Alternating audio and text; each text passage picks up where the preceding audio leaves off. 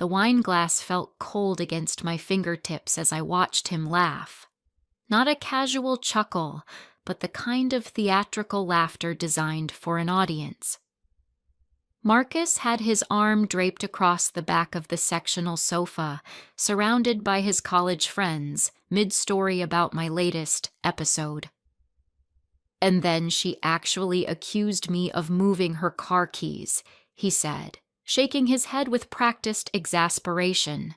"Like I have nothing better to do than play hide-and-seek with her stuff.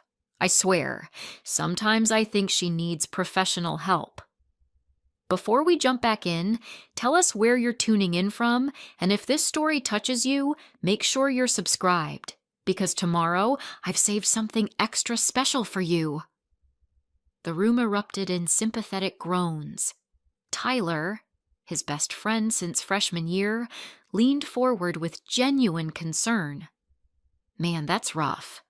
Have you tried suggesting therapy? Like gently?" I stood in the kitchen doorway of our downtown loft, invisible in the way you become when people think you're too unstable to notice their conversation. The apartment we'd moved into together 6 months ago, with its exposed brick walls and floor-to-ceiling windows overlooking the harbor. The place I'd been so excited about until it became a cage. "Oh, I've tried," Marcus continued, accepting a beer from Ethan. "But you know how it is. The moment you suggest something's wrong, she spirals, starts crying, accuses me of gaslighting her." He said the word with air quotes, rolling his eyes, like I'm some kind of villain in her personal drama. More laughter. I took a sip of water, my third glass tonight, because I'd learned months ago that drinking around Marcus's friends was dangerous. He had a way of reframing my words, my actions, my memories when I was even slightly buzzed. Better to stay sharp. "Remember the restaurant thing?" Marcus was warming up now, emboldened by his audience. "I made reservations at that Italian place she'd been dying to try. Confirmed the time and everything, but when we showed up, she insisted I'd told her it was for 7, not 6. The hostess had to show her my reservation confirmation. You should have seen her face." What he didn't mention, how he'd sent me a text saying 7 p.m. tomorrow the night before, then called the restaurant that morning to change it to 6 without telling me. How I'd shown him the text when we arrived early, confused. How he'd deleted it from his phone before the hostess could see, showing only his call log to prove I was wrong. I had screenshots. Of course I had screenshots. "The thing is," Marcus said, his voice dropping to a more serious tone, "I really care about her. But I'm starting to wonder if I'm in over my head, you know? Like, maybe she needs more help than I can give." Sarah, Tyler's girlfriend and the only other woman in the room, shifted uncomfortably. "Have you talked to her about seeing someone together? Like couples counseling?" "Tried that too." Marcus sighed, dramatically. "She canceled the first 3 appointments. Said the therapist was taking my side, just because the woman agreed that couples should communicate clearly. I had canceled those appointments." After discovering that Marcus had called the therapist before our first session, framing our relationship issues in a way that made me sound paranoid and unstable. The therapist's questions during our intake call had been leading. Does your anxiety often create problems in the relationship? Do you find yourself struggling to remember things correctly? Has anyone else in your family dealt with mental health issues? I'd recorded that conversation too. The evening wore on in this vein. Story after story, each one painting me as increasingly unhinged. The time I accused him of canceling our weekend plans when I'd clearly gotten the dates mixed up. The time I freaked out about finding a woman's earring in our bedroom, despite him explaining multiple times that it belonged to his sister who'd crashed on our couch weeks ago. His sister lived in Denver. She hadn't visited in over a year.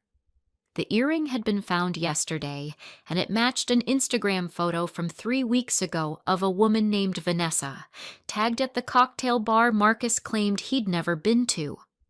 I had receipts for everything. 6 months of systematic documentation. Because I'd finally figured out what was happening, finally put a name to the feeling of slowly losing my grip on reality. And once I'd started paying attention, really paying attention, the pattern became impossible to ignore. My phone buzzed in my pocket. I pulled it out, keeping my face neutral. Unknown number. Almost ready. Say the word. I typed back quickly. Not yet. Let them finish. Because this wasn't just about exposing Marcus's lies. It was about letting him dig the hole deep enough that he couldn't climb out. Hey, babe, Marcus called out suddenly, noticing me in the doorway. You've been hiding in the kitchen all night. Come join us. The shift in his voice was remarkable.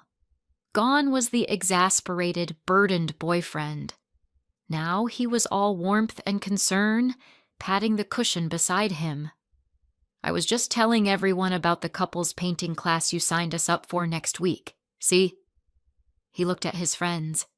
She does sweet things like that all the time. I don't want anyone thinking she's got a big heart. I walked into the living room, settling into the armchair across from him rather than beside him. A small rebellion he wouldn't address in front of his friends, but his jaw tightened slightly. That's really nice of you, Sarah said with a kind smile. Tyler and I did one of those last month. It's so fun. Yeah, well, I said carefully, watching Marcus. Marcus has always been really supportive of trying new experiences together. Haven't you, honey? His eyes narrowed slightly at my tone, but his smile never wavered. Always. That's what relationships are about. Being there for each other even when... He paused meaningfully. Even when things get tough. The implication hung in the air.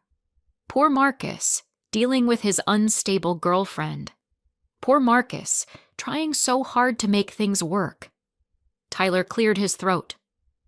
So, Marcus mentioned you're working on some kind of project. Web design, right? Data analytics, actually, I corrected. I've been building a comprehensive database system for pattern recognition. It's been consuming most of my free time for the past few months. Sounds complicated, Ethan said politely, clearly having no idea what I was talking about. It is, I agreed. But fascinating. Especially when you start seeing patterns emerge from what initially seems like random data. It's amazing what you can prove when you have enough documentation. Marcus's smile flickered. Just for a second, but I caught it. She's always been really detail-oriented, he said, a slight edge creeping into his voice. Sometimes too much, honestly. She keeps track of everything, every conversation, every plan. It's a bit intense.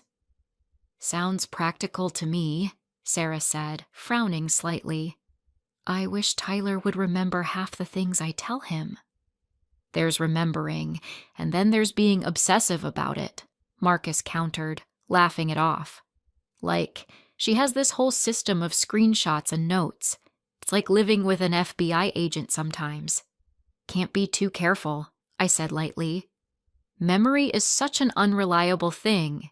People remember events differently all the time.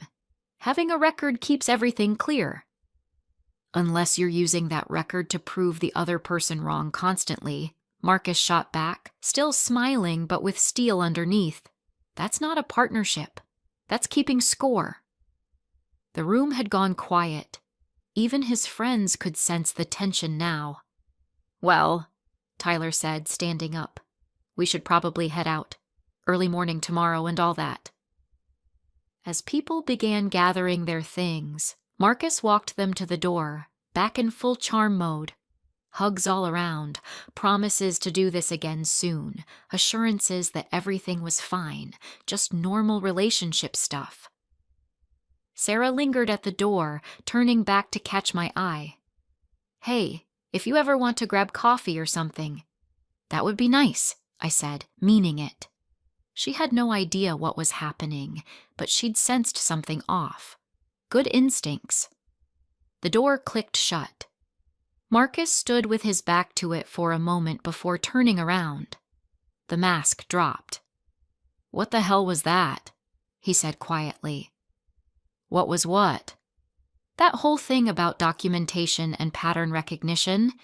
You were basically calling me a liar in front of my friends." "I was talking about my work," I said calmly. "But it's interesting that you took it personally." He crossed the room in 3 strides. "Don't do that. Don't turn this around on me. You've been weird all night. Lurking in the kitchen, making those little comments. What's going on with you?" "Nothing's going on with me. Marcus." "Bullshit." He ran his hand through his hair, a gesture I used to find endearing. "You're plotting something. I can tell. You get this look when you think you're being clever." "Maybe I'm just tired of being called crazy," I said, setting down my water glass. "Did you enjoy yourself tonight, telling all those stories about my episodes?" "I wasn't calling you crazy." "You implied I need professional help. You suggested I'm unstable. You made me sound paranoid and forgetful in front of everyone who matters to you." "Because you've been acting paranoid." His voice rose. "You question everything I say. You check up on me constantly. You create these elaborate scenarios in your head where I'm some kind of villain. It's exhausting, and yes, I needed to vent to my friends about it." "The restaurant reservation," I said quietly. "What time did you tell me it was for?" "Oh my God, not this again. It was 6. I told you 6. You misheard or misremembered or whatever, but you texted me and said 7. "No, I didn't." "Marcus, I have the text." "Then you misread it, or you're remembering it wrong. This is exactly what I'm talking about. You're so convinced you're right that you can't accept when you make a mistake." I pulled out my phone, scrolling to the screenshots folder I'd been building for months. Found the one I needed, turned the screen toward him. There it was. His message. "Made reservations at Osteria Lucia for tomorrow night, 7 p.m. Can't wait." He barely glanced at it. "That's not what I said. You probably edited that." "Edited a text message?" "I don't know, maybe. You're clearly capable of manipulation when you want to be." He turned away, walking toward the bedroom. "I'm going to bed. I can't do this tonight." "The therapist," I called after him. "The one I canceled on." "Why did you call her before our first appointment?" He froze in the doorway, his back still to me. "What did you tell her about me, Marcus? What did you say to make her ask if I had a family history of mental illness before she'd even met me?" He turned slowly, and for the first time I saw something other than performative concern or frustration in his face. I saw a calculation. "I don't know what you're talking about." "Yes, you do. Because I called her back. I told her I'd be coming alone since you and I broke up. And you know what she said? She said she was relieved. That based on our initial phone call, she'd been worried about me being in a relationship with someone who showed clear signs of psychological manipulation." You're making that up." "Am I?" I pulled up another screenshot. This one an email from the therapist's office. She was kind enough to send me her notes from that conversation. Professional courtesy, since I'd expressed concerns about my own mental health. Turns out, when therapists suspect gaslighting, they keep very detailed records. The color had drained from his face. "What else are you going to find, Marcus? When I really start digging, the canceled plans you blamed on me forgetting, the conversations you swear never happened, the times I overreacted to things you later admitted to doing but claimed were innocent. You've been spying on me," he whispered. No, I've been keeping records. There's a difference. Spying is about discovering secrets.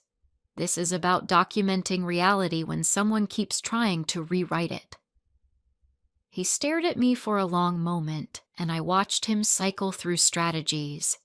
Anger wouldn't work now. I wasn't backing down. Gaslighting wouldn't work. I had proof.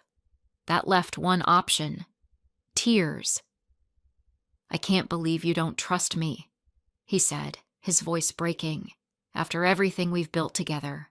I know I'm not perfect, but I've been trying so hard to help you through your anxiety, to support you, and this is what I get? Accusations and surveillance? The anxiety you created, I said flatly. The anxiety that came from constantly questioning my own reality because you kept telling me I was wrong about things I knew were true. That's not the woman's earring, Marcus. The one you said was your sister's. Want to explain how your sister's Instagram shows her wearing completely different jewelry? Or how about the photo tagged at Bar Luminous 3 weeks ago, the place you've never been to, with a woman named Vanessa who's wearing an earring that matches the one I found? His tears stopped as abruptly as they'd started. You're insane, he said coldly. You've actually lost it. Going through people's Instagram, creating conspiracy theories about earrings. This is exactly the kind of behavior I've been worried about. Then you'll be relieved to know I'm making it easy for you, I said. I'm leaving. What? I'm leaving. Moving out. This relationship is over. For a moment, he looked genuinely shocked. Then something else crossed his face. Relief, maybe, or excitement at the prospect of spinning this into another story about his crazy ex-girlfriend. Where will you go? That's not your concern. Fine. He shrugged, already building his narrative. Run away. But you know everyone's going to see this as proof that you were unstable all along, right? Breaking up out of nowhere, accusing me of all this insane stuff. My friends already think you're unbalanced. Your friends think what you told them to think, I corrected. But that's going to change. What's that supposed to mean? I picked up my phone, typing out a message.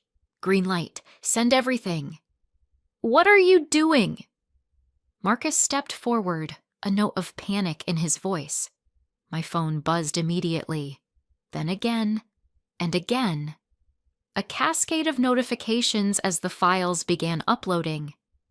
Remember my data analytics project? I said conversationally. The one I've been working on for months? Turns out it wasn't just for work. I've been building a comprehensive timeline of our relationship. Every text message, every conversation, every incident you've recounted to your friends with, your creative edits. His phone started buzzing too. He pulled it out, staring at the screen in horror. I've organized it all very clearly, I continued. Dates, times, your version of events versus the documented reality. Screenshots, recordings. Yes, I recorded some of our conversations, perfectly legal in a one-party consent state, and third-party verification where available. You recorded me? His voice was barely a whisper. I recorded us. I recorded me slowly losing faith in my own mind until I realized that I wasn't the problem. That you were systematically making me doubt my perceptions, my memory, my sanity. There's a word for that, Marcus. You know what it is, because I heard you mock it tonight. Gaslighting. You can't. I just did. Check your email. Check your friends' emails. Check your mother's email. I watched realization dawn. That's right. I sent the full documentation to everyone who matters in your life. Tyler, Ethan, Sarah, your colleagues at the firm, your family, even Vanessa, just so she knows what she's dealing with. He lunged for me, grabbing my phone. But I'd expected that. The uploads were already complete, the emails already sent. There was nothing left to stop. You've destroyed me. he said, looking at his phone as messages started flooding in. My friends, my reputation. I've exposed you, I corrected. There's a difference. Everything in those files is true. Your own words, your own messages. I didn't destroy you, Marcus. You destroyed yourself. I just made sure everyone could see it. His phone rang. Tyler's name flashed on the screen. Marcus declined the call. It immediately rang again, this time from Ethan. You're going to want to answer those eventually, I said, walking toward the bedroom. I imagine they have questions. Where are you going? To pack my things. I'll be out by morning. I paused in the doorway, looking back at him. Oh, and Marcus? That couple's painting class I supposedly signed us up for? I never did that. But I'm guessing you already told your friends about how I canceled it, right? About how I couldn't commit to anything, how I was always flaking out on plans? His silence was answer enough. You should probably warn them that everything you've said about me in the last 6 months has been a lie, or don't. They'll figure it out once they read the files. I left him standing in the living room, surrounded by the ruins of his carefully constructed narrative, his phone buzzing with calls he couldn't answer. In the bedroom, I pulled out the suitcases I'd pre-packed last week and hidden in the back of the closet. Everything important was already at my new apartment, secured 2 months ago under my own name, paid for with my own money. The money Marcus didn't know I'd been saving since the 3rd time he tried to convince me I'd spent hundreds of dollars I couldn't remember spending. It turned out I hadn't. He'd been taking cash from our joint account. Well, my account that. He'd convinced me to make joint, and pocketing it. That was documented too, in the files now circulating through his social network like a virus. My phone buzzed. Sarah. Oh my God, I just read through everything. I am so sorry. We had no idea. Me. You couldn't have known. He's very good at what he does. Sarah. The restaurant thing. The way he told it, we all thought you were being unreasonable. But seeing the texts, seeing how he changed the reservation and then pretended he'd told you 6 all along, that's terrifying. Me. It gets worse the further you read. Sarah, Tyler's freaking out. He's saying he needs to talk to Marcus, that this can't be real. But it's all right there. The screenshots, the recordings, the pattern. How did we not see this? Me. Because he made sure you didn't. That's the whole point. Another text, this time from an unknown number. Unknown. Hi, this is Vanessa. I got your email. Can we talk? I think I need to file a police report. I smiled grimly. Marcus had been careful with me, never crossing into anything clearly illegal, but from what I'd pieced together from social media and public records, Vanessa was 19. A sophomore at the university where Marcus sometimes gave guest lectures on business ethics. The irony would be funny if it weren't so dark. I heard Marcus on the phone in the living room, his voice rising and falling as he tried to explain, to justify, to spin. But you can't spin documentary evidence. You can't gaslight your way out of your own words, preserved in digital amber. My phone buzzed again. Tyler this time. Tyler. I don't even know what to say. All those times we thought you were being paranoid or difficult. He was literally making you think you were going crazy. That's fucked up. I'm so sorry we didn't believe you. Me. You didn't have reason to believe me. That's what people like Marcus count on. Tyler. Is there anything we can do? Me. Honestly, just don't let him pretend this never happened. Don't let him rebuild his reputation by claiming I fabricated everything. The truth is all in the files. Tyler. He's calling me over and over. I can't even look at him right now. I finished packing my suitcases, taking one last look around the bedroom that had been mine for 6 months. The bed where I'd lain awake so many nights, questioning my own sanity. The closet where I'd found that earring yesterday. The final piece of evidence I needed to pull the trigger on this plan. The desk where I'd spent months building my case, screenshot by screenshot, recording by recording, creating a timeline so airtight that no amount of manipulation could dismantle it. I heard Marcus's voice from the living room, louder now. "She's mentally ill, Tyler. Don't you see?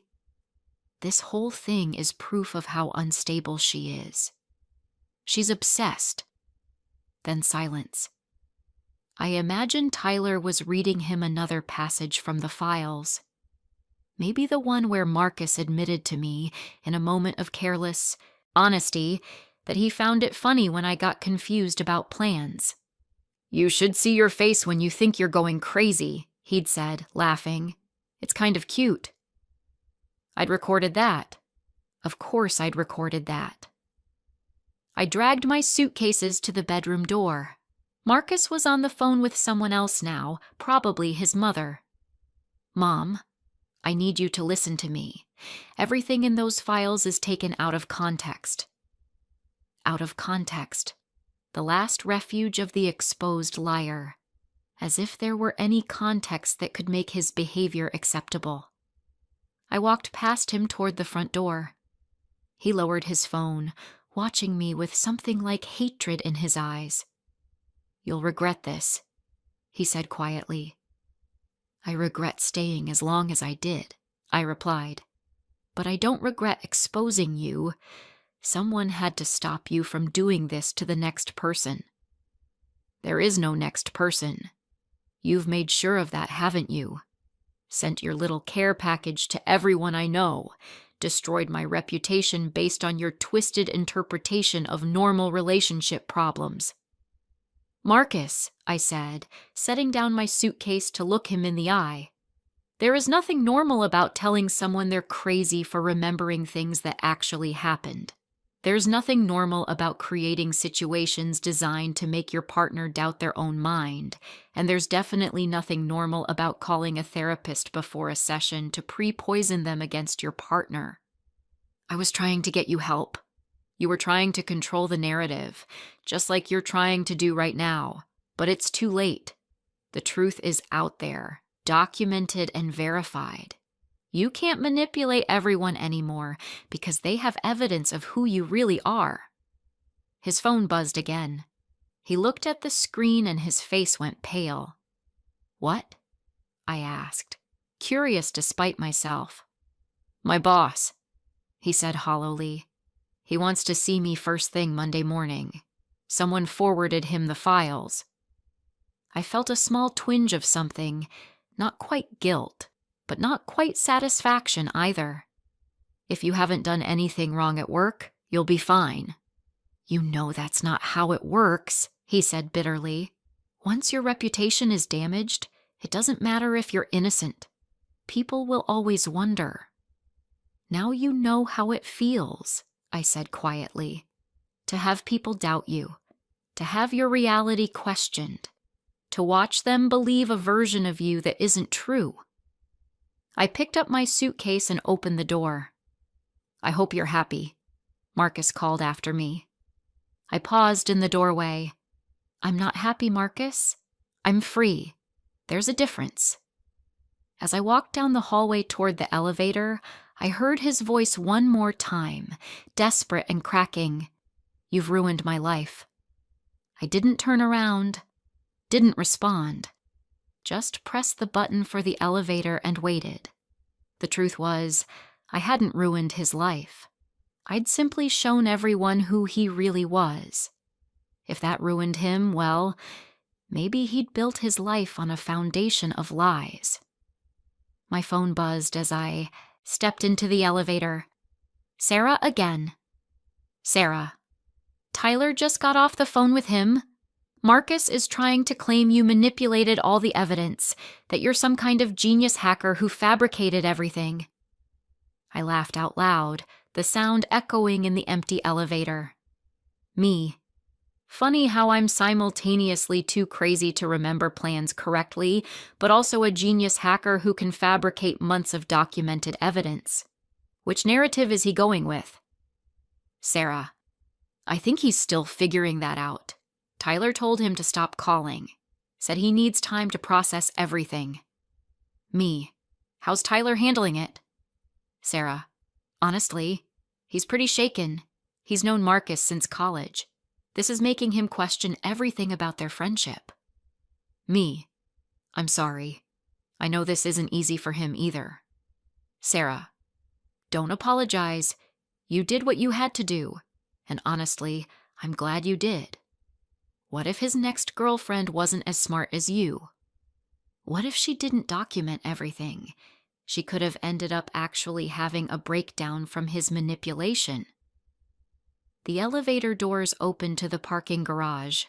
My car was waiting where I'd left it this morning, already packed with the essentials I'd moved earlier in the week. Me. That was exactly my fear. I couldn't let him keep doing this.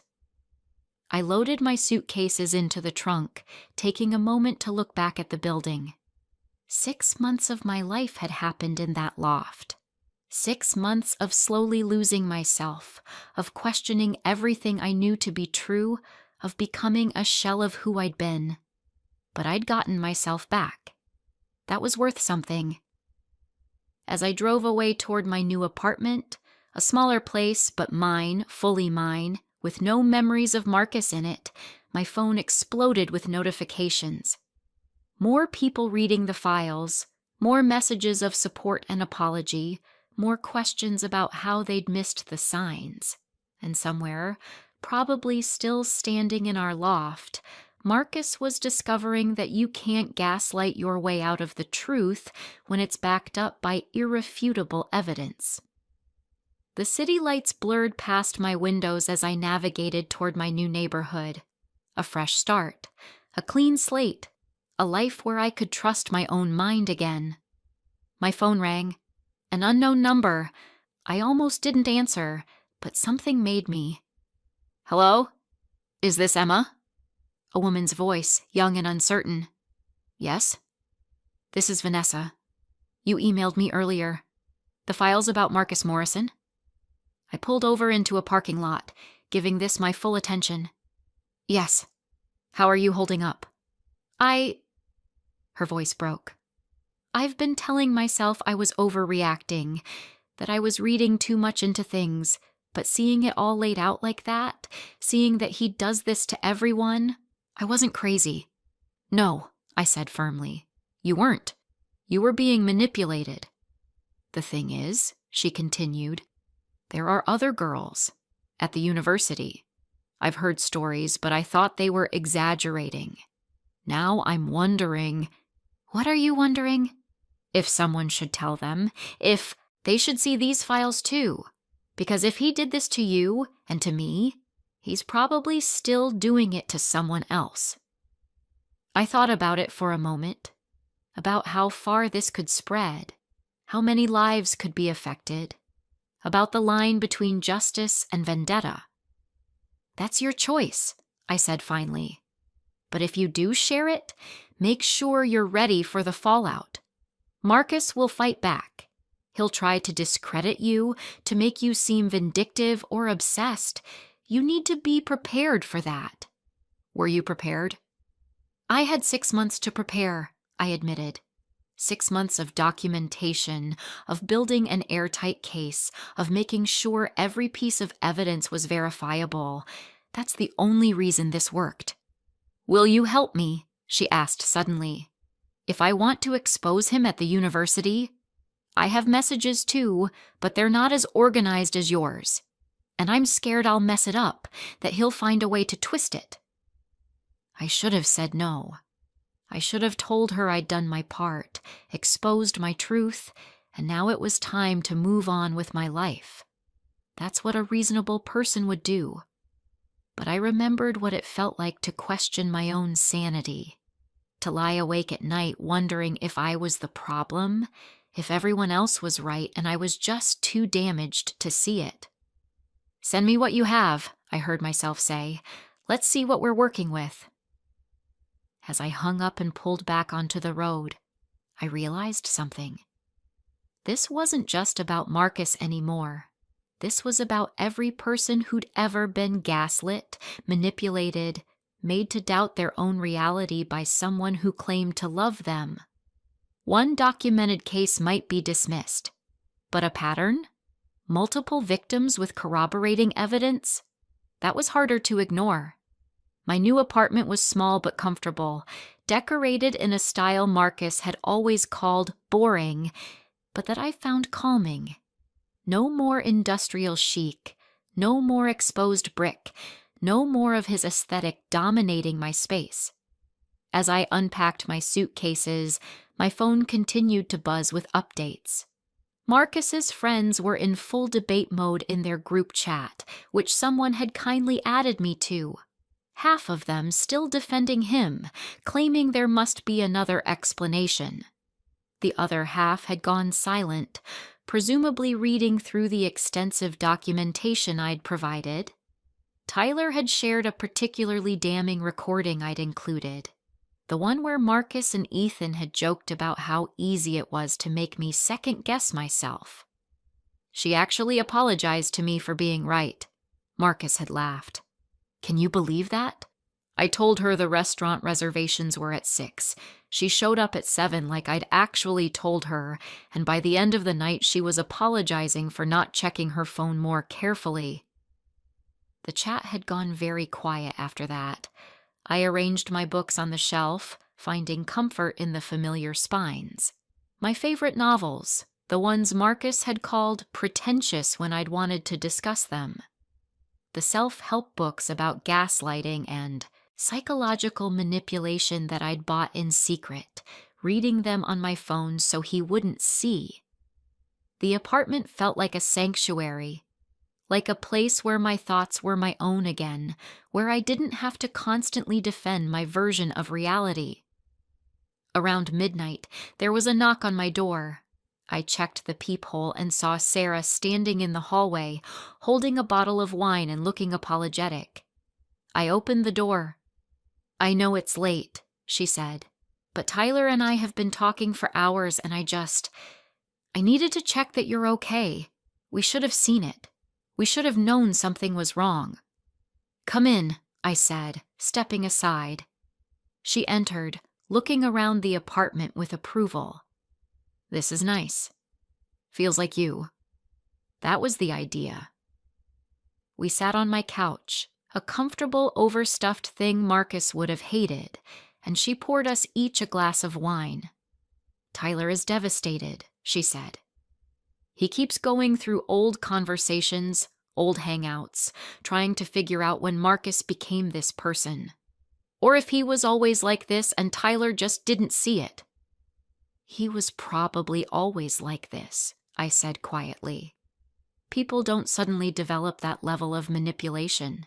They just hide it better with some people than others. Do you think he did it to others? Before you? Statistically? Yes. This kind of behavior has a pattern. I was probably just the first one to document it thoroughly enough to prove it. Sarah took a long drink of her wine. There's something else. Tyler found some old text messages from Marcus's ex before you, from about 2 years ago. She'd reached out to Tyler, saying Marcus had been telling people she was mentally unstable, that she'd made up accusations about him cheating.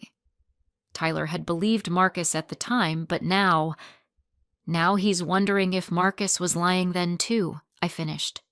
Exactly. Tyler's trying to find her contact information. He wants to apologize, to let her know that he believes her now. I nodded slowly, feeling the weight of that revelation. How many women had Marcus done this to? How many had been dismissed as crazy or unstable because no one believed them? This is bigger than I thought, I said quietly. Sarah looked at me seriously. What are you going to do? I thought about Vanessa's phone call, about Tyler's ex reaching out years ago, trying to warn people about Marcus's behavior, about all the women who might still be out there carrying the burden of his manipulation alone. "I'm going to make sure he can't do this anymore," I said. "To anyone." Sarah raised her wine glass. "Then count me in. Whatever you need." We clinked glasses, and in that moment, I felt something shift. This wasn't just my fight anymore. It was becoming something larger, something that mattered beyond just my own vindication. My phone buzzed with another message from Vanessa, this time with attached screenshots of her conversations with Marcus.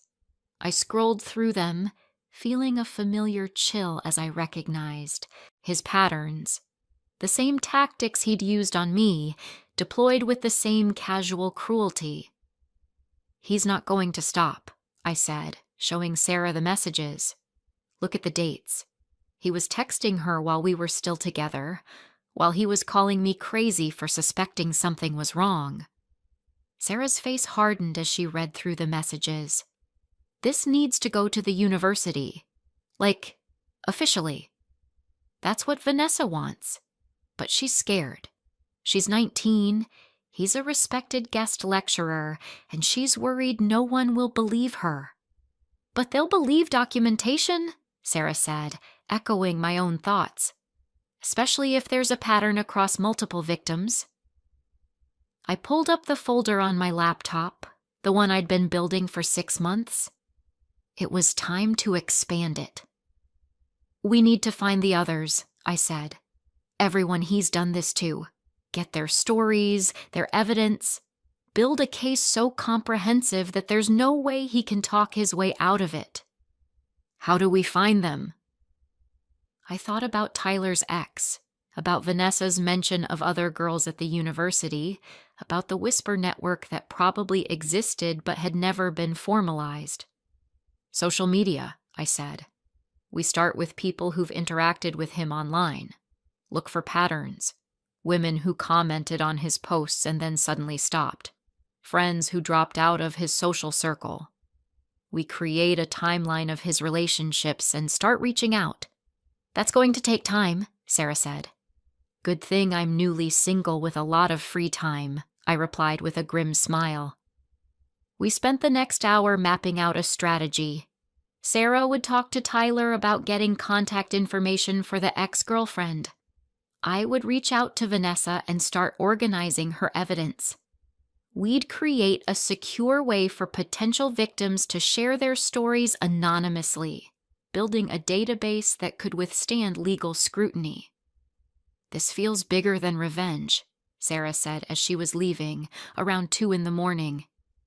"It is," I agreed. "This is about accountability. About making sure there are consequences for people who think they can manipulate others without repercussion."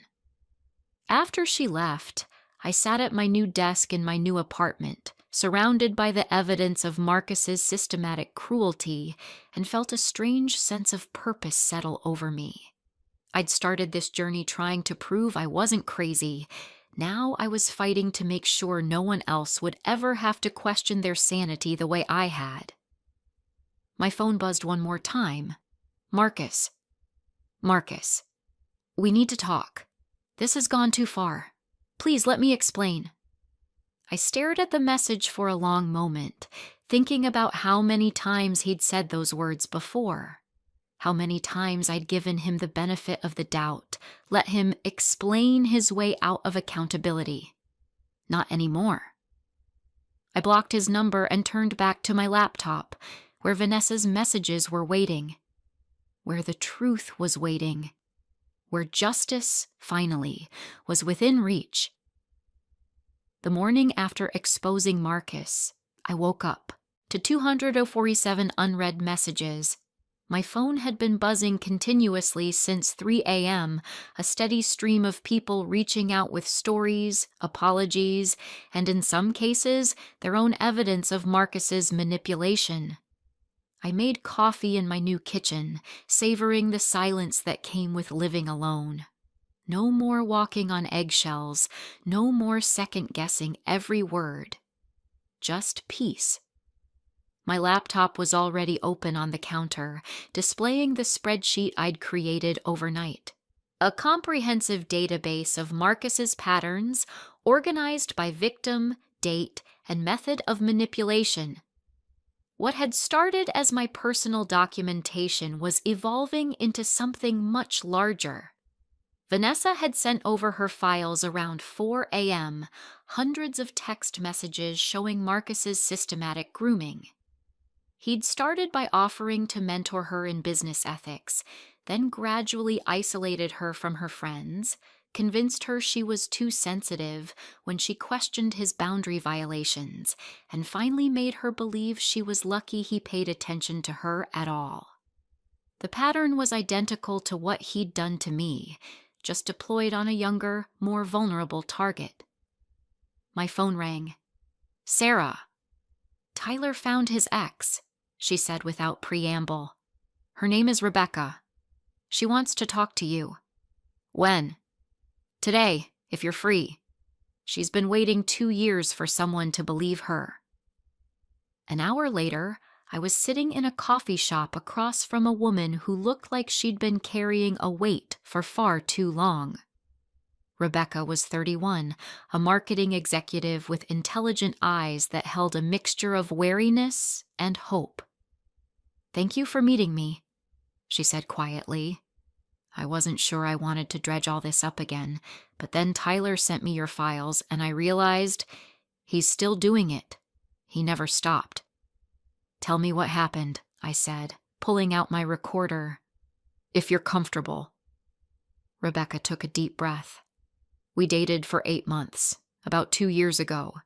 At first, he was perfect, attentive, thoughtful, supportive. But slowly, things started changing.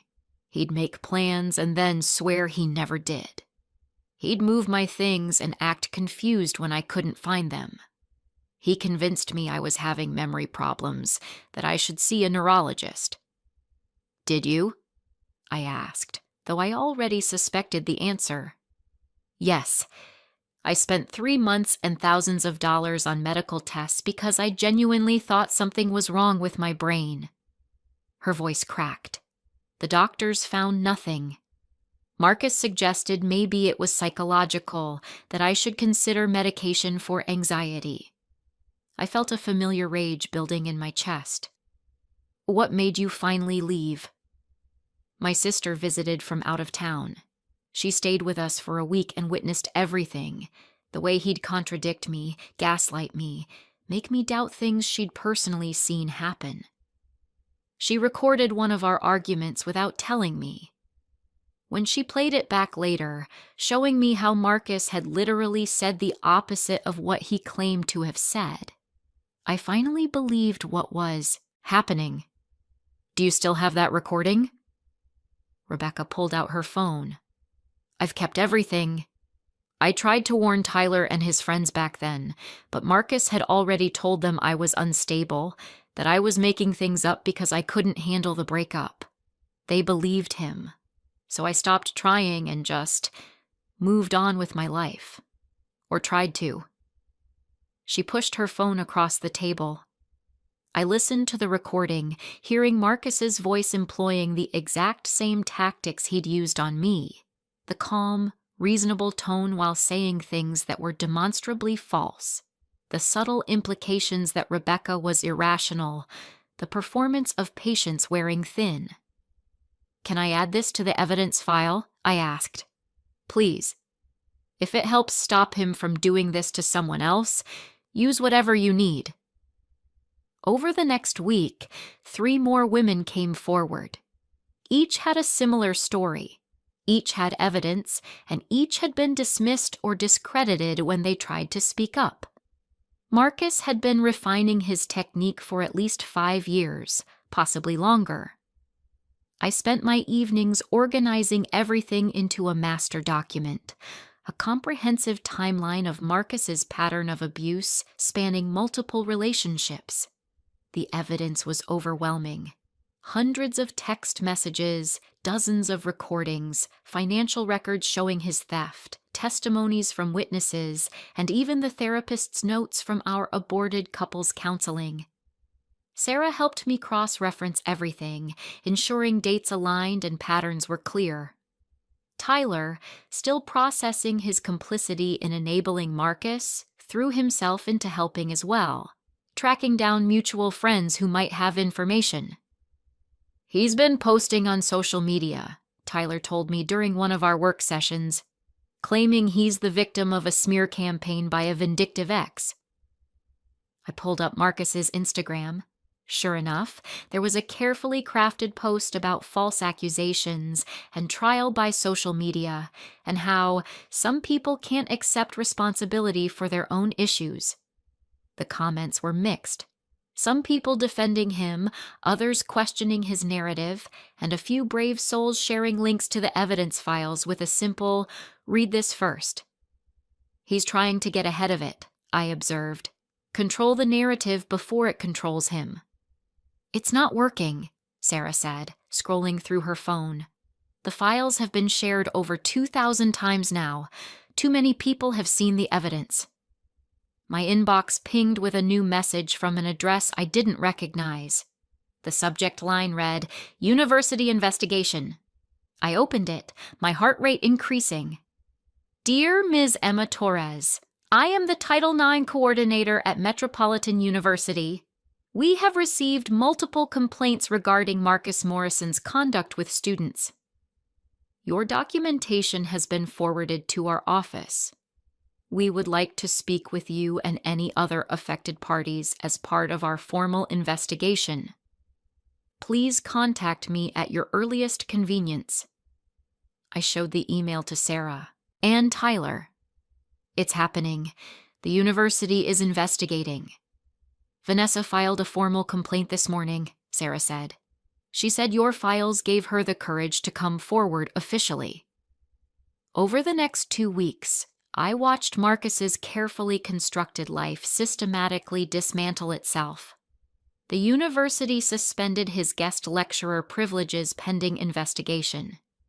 His employer, a consulting firm that prided itself on ethical business practices, placed him on administrative leave.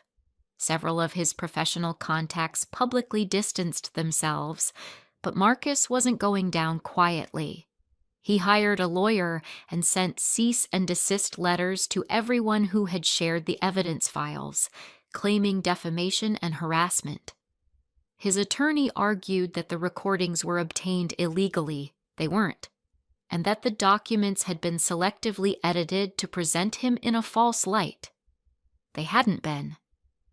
I received my cease and desist on a Tuesday morning.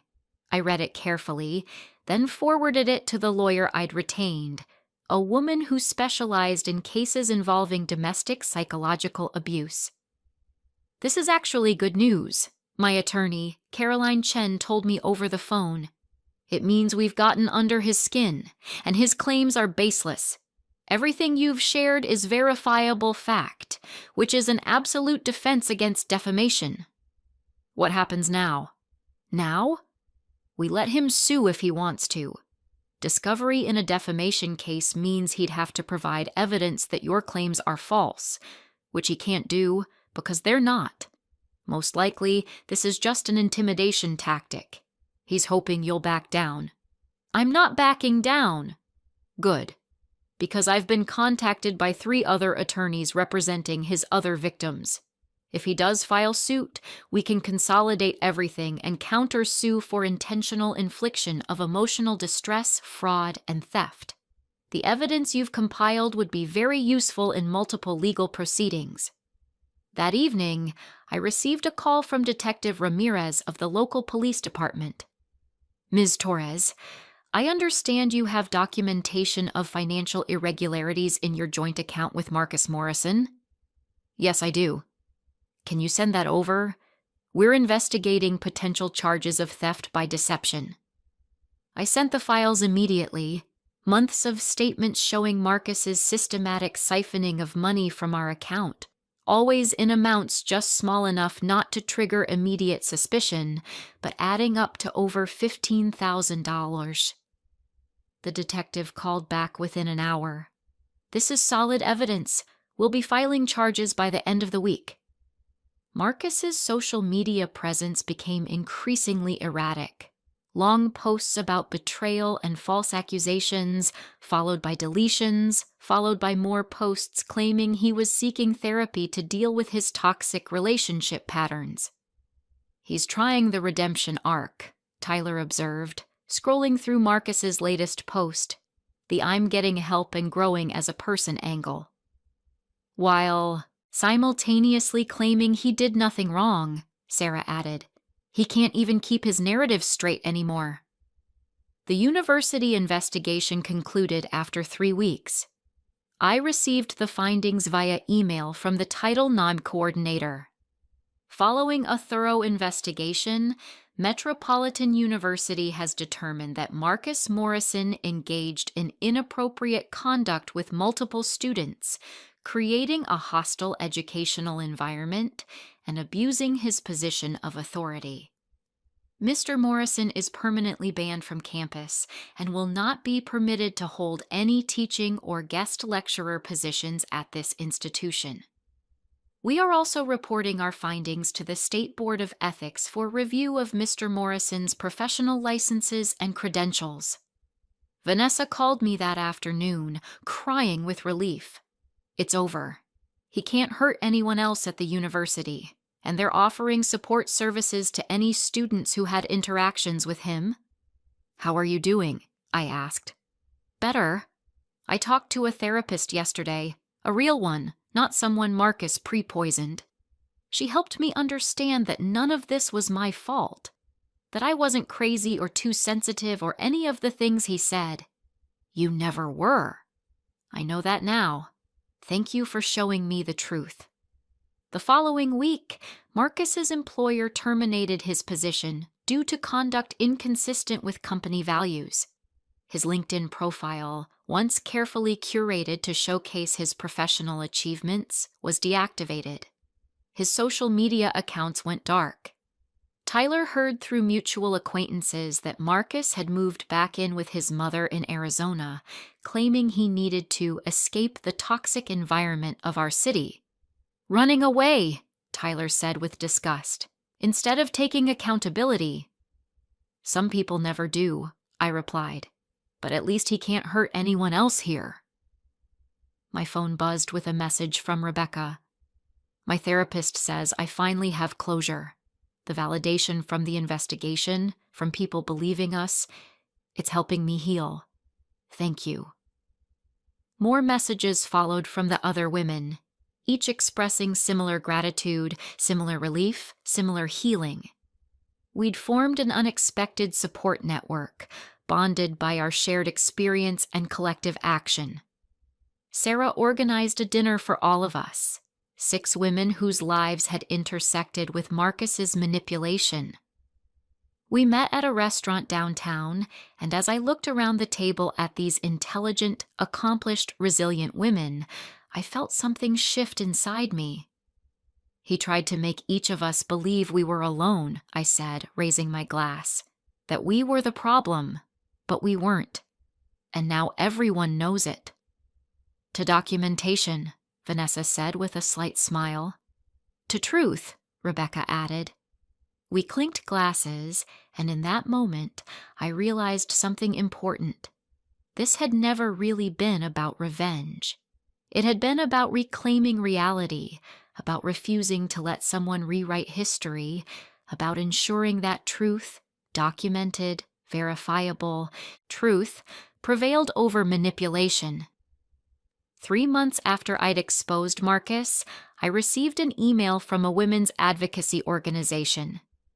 "Dear Emma, we've been following your case with great interest. Your methodical documentation and willingness to help other victims has inspired us. Would you be interested in speaking at our upcoming conference about psychological abuse and the importance of evidence gathering in gaslighting situations?" I stared at the email for a long time. What had started as a desperate attempt to prove my own sanity had somehow evolved into something bigger, a blueprint for others trapped in similar situations.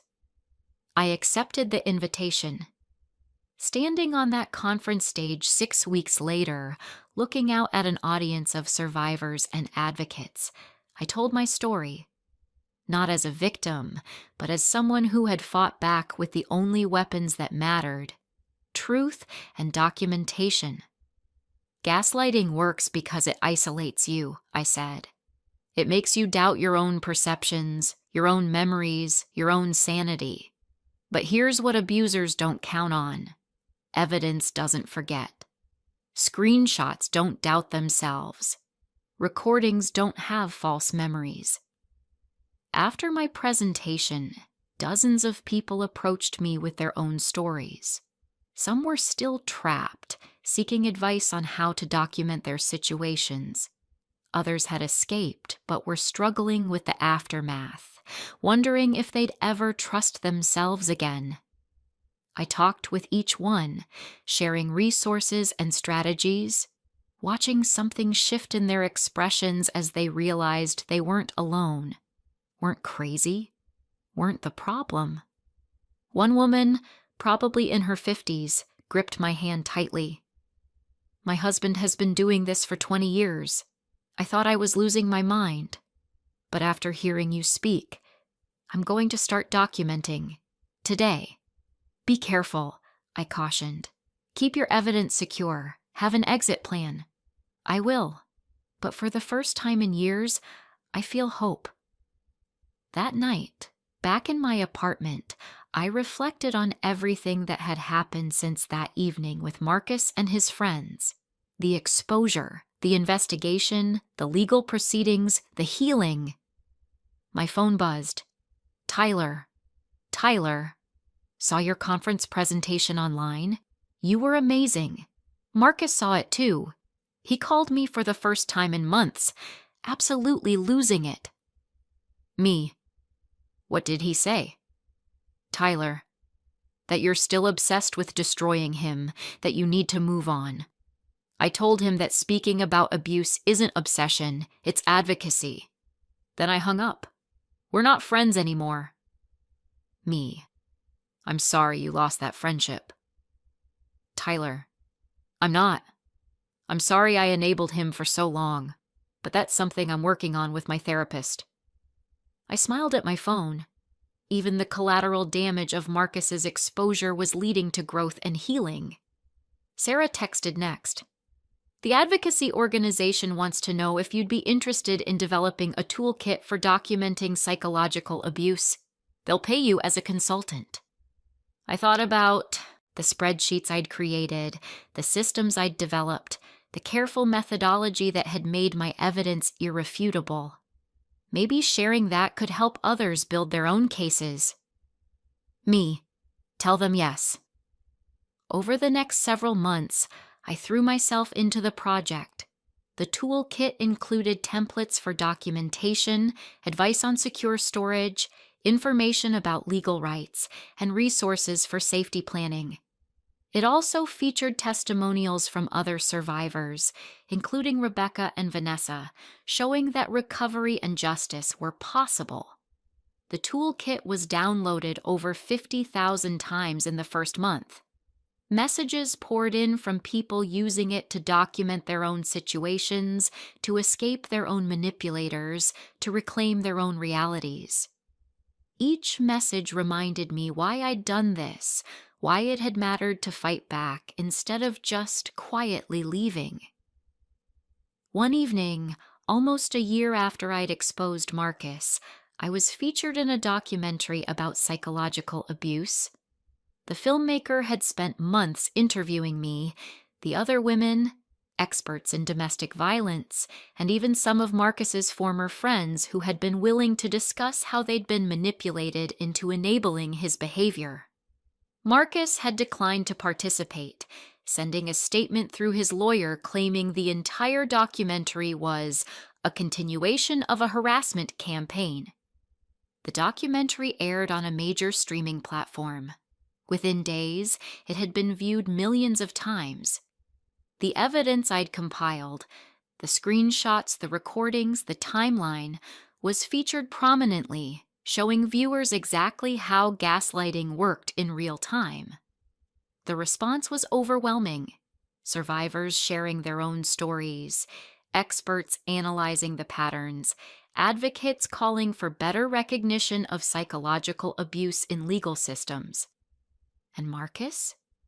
According to Tyler's last update, he was working in his mother's real estate office in Arizona under a different name, keeping a low profile, his previous life in ruins.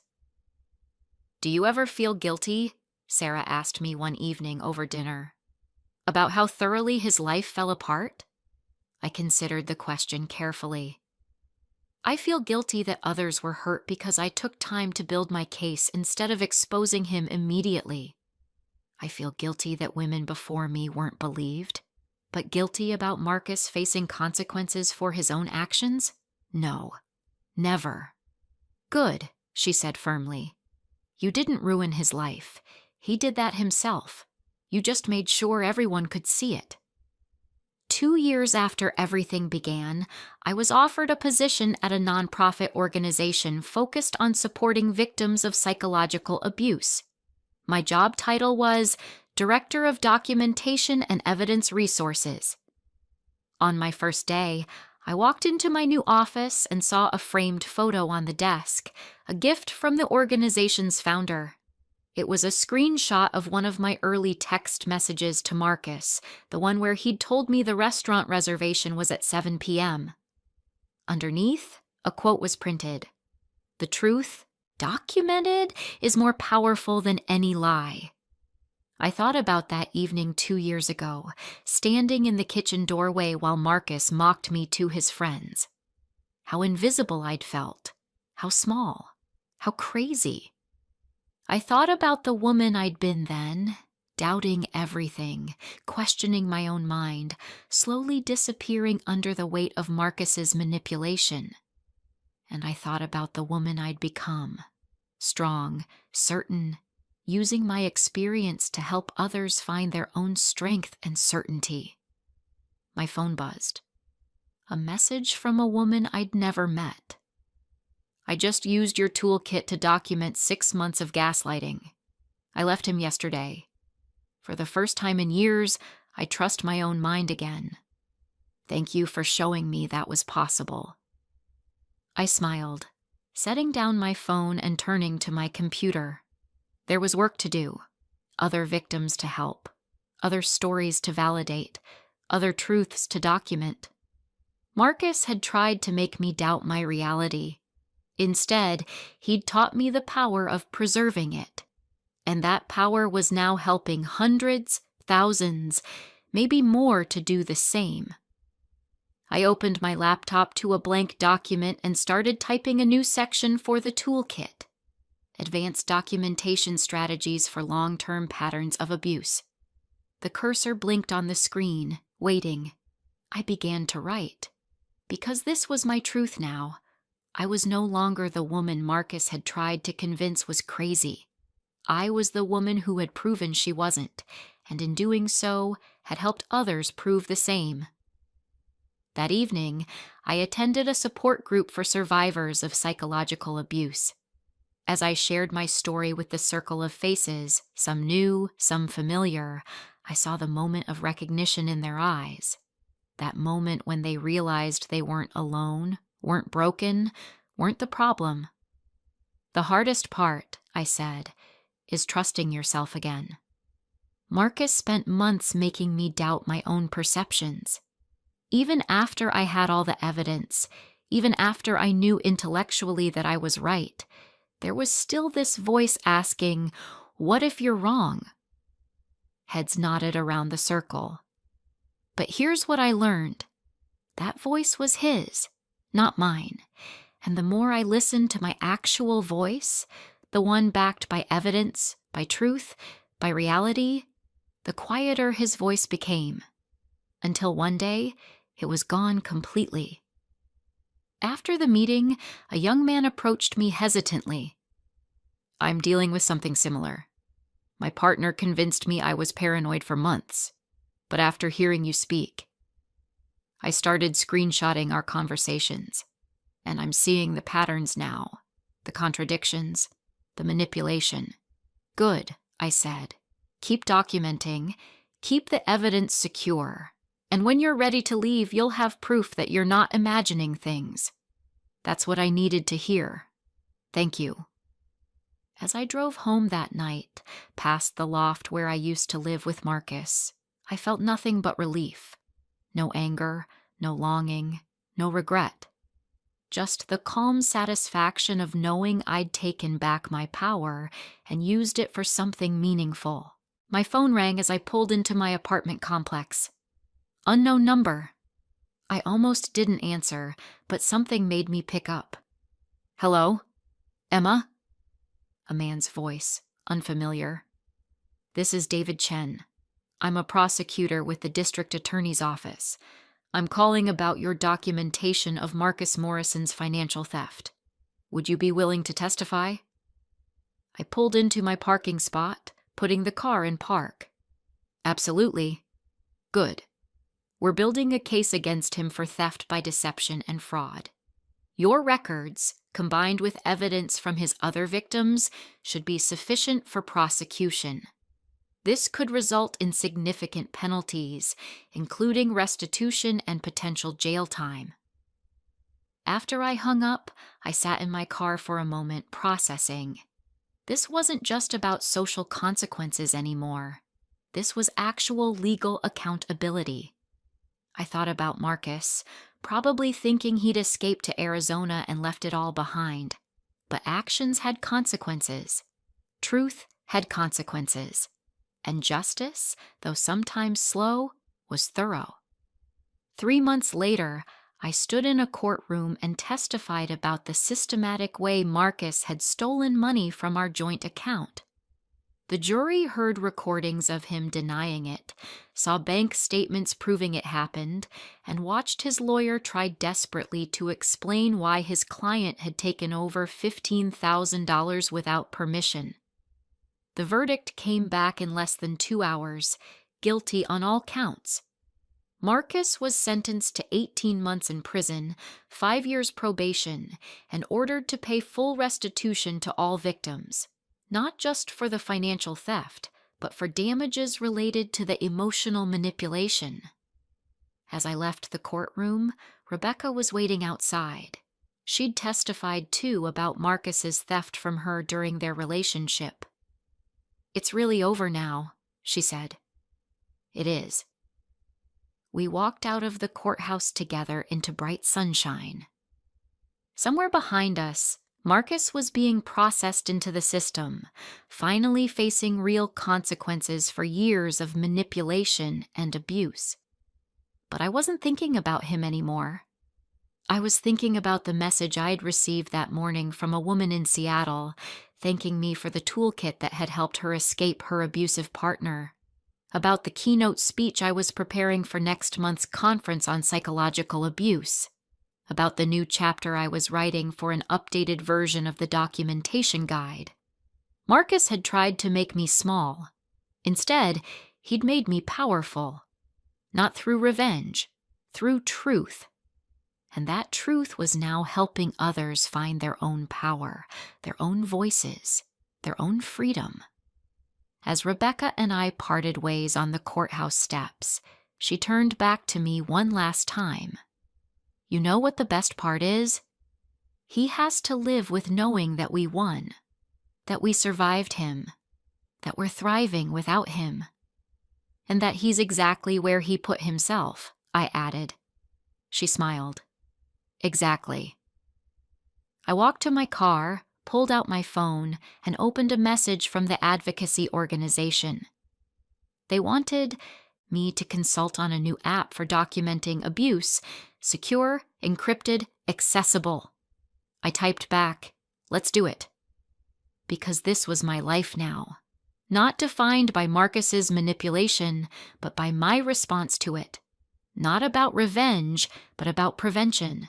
Not about looking back, but about moving forward. I drove away from the courthouse, leaving Marcus and his consequences behind me, heading toward a future he'd never be part of again. Up next, you've got 2 more standout stories right on your screen. If this one hit the mark, you won't want to pass these up. Just click and check them out. And don't forget to like, subscribe, and turn on the notification bell so you don't miss any upload from us.